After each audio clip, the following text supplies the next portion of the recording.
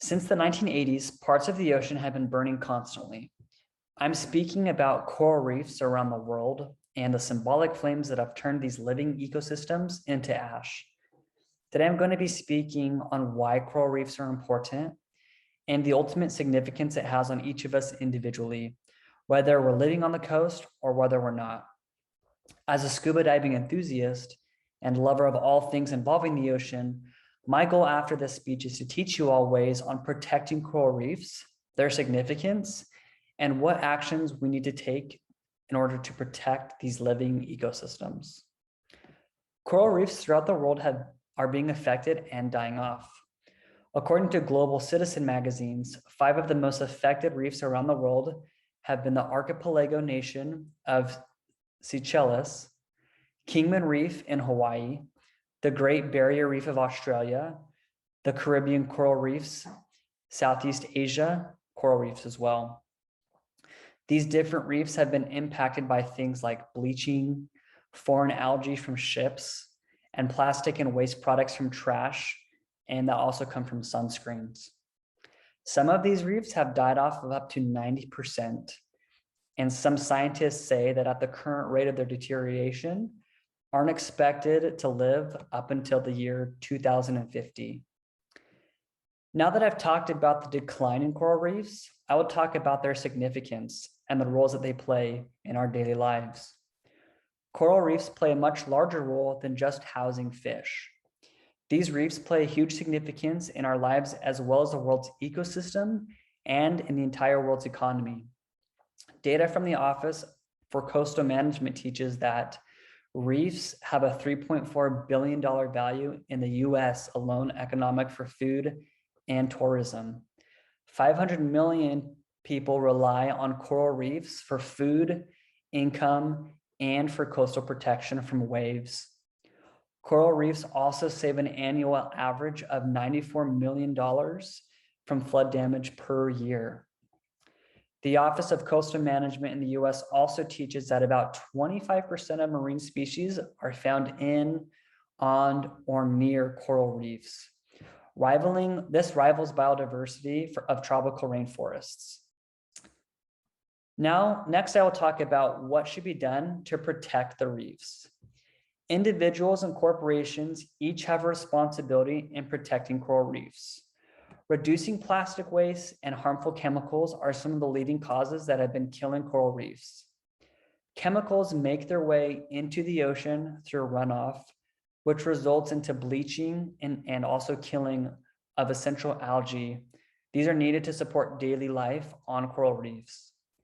When a coral reef is confronted by plastic, its rates of disease and death skyrocket, according to analysis by researchers done at Cornell University.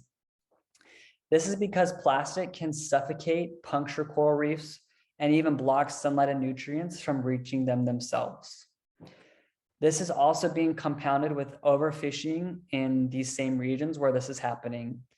And 90% of reefs that are at risk, the combination of bleaching, plastic dumping, and overfishing is implemented right now. Here's an image showing what a thriving versus a near-death reef looks like. So as you can tell in the picture on the left here, a healthy reef, it's vibrant in color, it's diverse in its structure and its shape. So this is a very healthy reef. The image on the right shows a reef that has been bleached by the causes I have stated above, so sunscreen and other impacts. Once a reef has completely died, it will actually turn from this ashy color into more of a black color. This results into different species of marine biology to also be put in extreme high risks and dying off themselves. Next, I will talk about specific ways you as individuals can help protect coral reefs. Avoid touching reefs or anchoring your boats on the reef. Contact with the reef will damage the delicate coral animals, and anchoring on the reefs can also kill corals. So when you're walking, or if you're ever using a boat in the ocean, look for sandy bottoms when planting an anchor or when planting your feet. EPA.gov also suggests that take a reef-friendly approach to sun protection. Some ingredients in sunscreen can be harmful to or even kill corals. So inform yourself of safer choices for corals. Better yet, you can cut down on sunscreen by wearing long sleeve shirts or even a rash guard to prevent a sunburn rather than using sunscreen. Some of the things to look out for when shopping for coral reef friendly sunscreen is included called nanoparticle. It's a smaller particle size. And also you can use traditional zinc oxide sunscreens.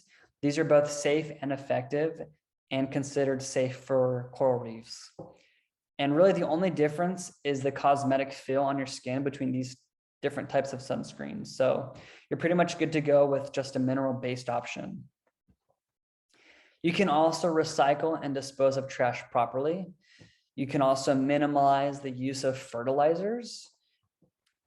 You're also encouraged to use friendly modes of transportation, reduce stormwater runoff, and ultimately you can also save energy at home and at work. These are all suggestions from EPA.gov.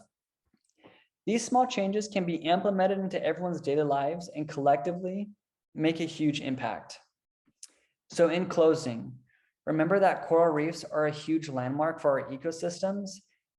They should be treated and protected in a similar fashion as other federal state parks like the Grand Canyon, Yosemite, and other national monuments. Remember that these reefs do more than just house a variety of fish and other ocean creatures. Many rely on these reefs for protection from waves. Others rely on them from a source of income and livelihood. Small changes and daily mindfulness of things like energy waste, harmful chemicals to the ocean, and reducing plastic can make a significant difference if we choose to do these things as a collective nation. Thank you.